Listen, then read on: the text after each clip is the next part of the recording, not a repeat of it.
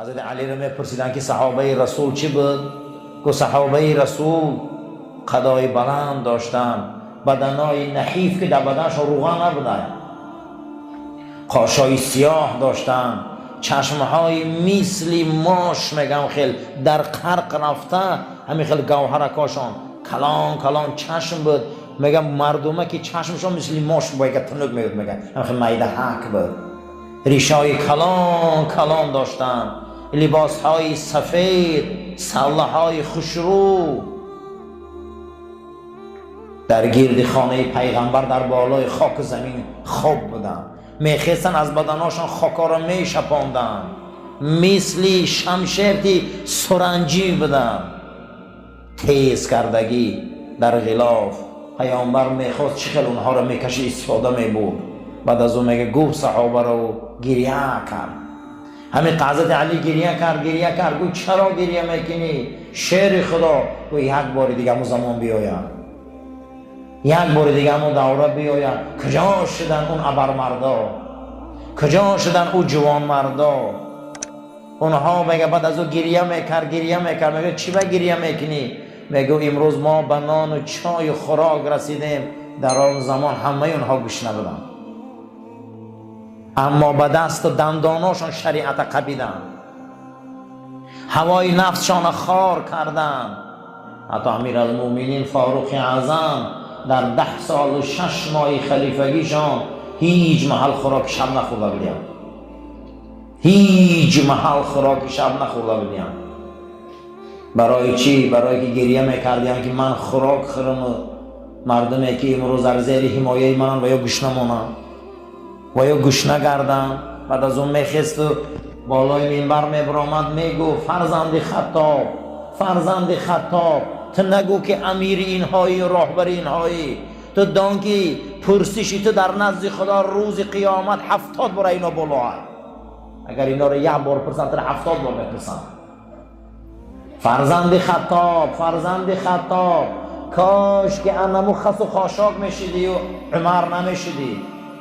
فردا تو رو میپرسن فرزند خطاب این شب زنی برای شوهرش گریه کنه، فرزند برای پدراش گریه کنه، مرد و زنی برای گرسنگی گریه کنه، مادر برای بچهش گریه کنه. اگر شتری را وزبین بار کنن، خری را خلقتی سخت زنن، در محکمه الله جواب میده فرزند خطاب تو راهبری. فرزند خطاب تو فردا از این نفس جواب میتی. و بکا گریه میکرد، میگه زار گریه میکرد، میگه ابو بکر مسئولیت وزبین گردنم دماندی. اگر شب میگه مادر گریه کنه، شب زنی برای شوهرش گریه کنه، شب کودک برای پدرش گریه کنه، اگر شتری را سخت بار کردن، خری را سخت زدن، فرزند خطاب مسئول نزد الله تی. این گناه خلیفه های ما نفساشون را خار میکردن. هوا بلندی نکن، هوای نفس آدم بسیار خار میکنه. وقتی آدم در پیش آدم تعظیم میکرده بزانو میزده، نام همین بوده هوی. وقتی آدم مثل فرعون باری نفس اماره در بندش ها میشه فرعون، میشه قارون، میشه ابو جهل، میشه ابو لهب. نفس چیزی بده. فرزندی آدم به خود بیا، هوای نفس بسیار چیزی بده. من امروز یک از لجام کردن هوای نفس، این همین روز خوردن و آشامیدن. الحمدلله چهره ها اکی با دزدش معلوم شدن، چهره ها خراب، بینی ها رنگ شمشیر باریک شده.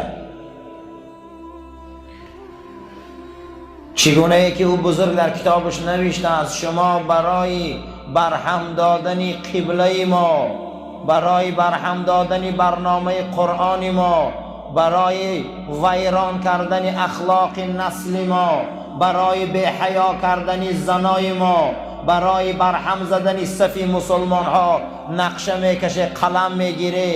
اما ما مردانوار دعا میکنیم که خدا را شما را هدایت کنه. ما دعای بد نمیکنیم این ساعت ها، ما دعا میکنیم پروردگارا به توفیق ها را توفیق ده، به هدایت ها را هدایت ده. زیرا خودت وعده کرده که لأملأن جهنم من الجن والانس اجمعین، من این جهنم از جن ها و انسان ها همین خیلی پر میکنم که یگانجاش خالی نمیمونن. اونها هم طاقت او جهنم ندارن، اونها هم طاقت او دوزخ ندارن. پروردگارا به توفیقای ما را توفیق ده، به هدایتای ما را هدایت ده، دروازه های آسمان برکت ما را گشا، رزقای ما را فراخ گردان، برای یک بردنان و برای 4 تنگه ما را مثل مورچه ها زیر پای کسی نکرد.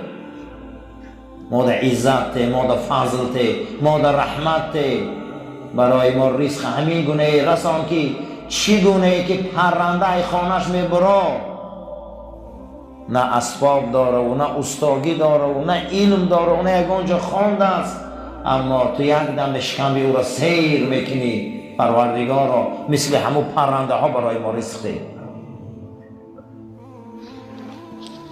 ما هر یک روز جمعه درباره اخلاق و تمیز صحبت میکردیم، درباره تربیت گپ میزدیم. افلاطون گفته است که در هر یک جامعه‌ای که آدم‌ها تربیت و اخلاق نداشته باشند، شما دست و دامنتان را بالا کنید که وای جامعه رو به کلیدشویه. وقتی اخلاق و تربیت نباشه جامعه ها کلید میشوند.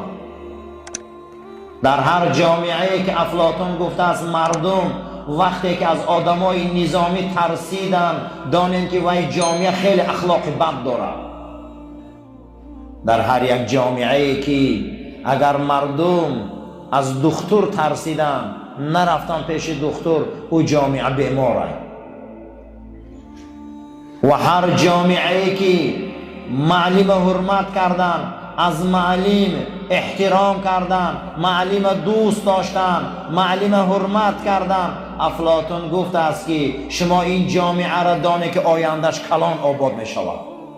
اما افسوس زمانی ما خیلی معلم ها به حرمت شدن، خیلی معلم ها به حرمت شدن.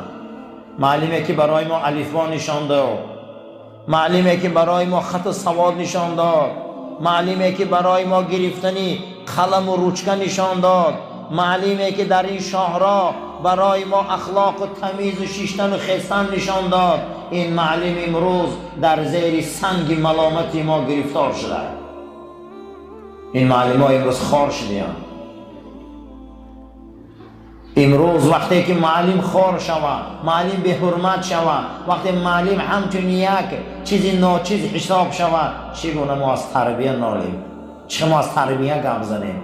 این فیلسوف یونانی به براوقتی گفته است که وقتی معلم حرمت نشود، معلم عزت نشود، وقتی معلم آمد مردم او را همچون یک گوهره که چشم حرمت نکنند، وای به این معارف و وای به این پیشروی و وای به این تربیت، آینده در دانه که گرگای خونخور کلام میشوند که بچه ها همه این معلم تربیت میتین،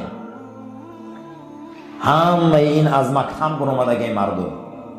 وقتی اینا اخلاق ندارن، تمیز ندارن، دانن که خیلی خیلی این معلم ها بیچاره حرمت ندارن. پیغمبر ما همیشه از زبان انصاف گپ زده. پیغمبر ما پیشتر از خودش هزارها هزار آدمی گذشته رو خوبا رو وصف کرده، تعریف کرده. باید ما هم وصف و تعریف کنیم که زمان شوروی خیلی زمانی بوده که معلم ها حرمت داشتن، معلم ها خیلی عزت داشتن، از همه کسبی بلند معلم بود، از همه آبروی بلند معلم داشت. نام خدا معلمه، علم آدم، نام جبرائیل معلمه، نام آدم معلمه، نام رسول اکرم معلمه صلی الله علیه و سلم. پیغمبر ما معلمه، معلم بشره. کسی که اگر این نام حرمت نکنه، 4 انمین مقدسات چیزی را حرمت نکرده، همه اینها تربیت از همینجا میگیرن. یکی از تربیه از دیدگاه اسلام همین بود است که تربیه ها ضعیف میشدیان، این پیرو شدن به هوای نفس بوده. پیرو شدن به چی؟ هوای نفس. عرب وقتی انسان بلند شود از بلندی یک بار خش در زمین پرتاید سرش در زمین ماند نام همیر میگه هوی. آدم وقتی که از بلندی در زمین خش میپرتافته سرش در زمین میمونده همین سر تا در زمین میمونی و خش در زمین شکمکی میپرتایی نامی همین عرب چی میگفته؟ هوی. هر کسی که به نفسی بدبختی که آدم شرمنده میکنه پیرو شود این نفس همین بلندی کشیده آورد از زمین میزنه شد. برای همین میگن هوا، میگن ای هوا احتیاط شد، هوا بلندی نکرد، از هوای نفس احتیاط شد. اللهم لك صمت و بك آمنت و علیک توکلت و علی رزقک افطرت. آمین یا رب العالمین. صفاتون راست گرفته و افطاراتون کنی برادر.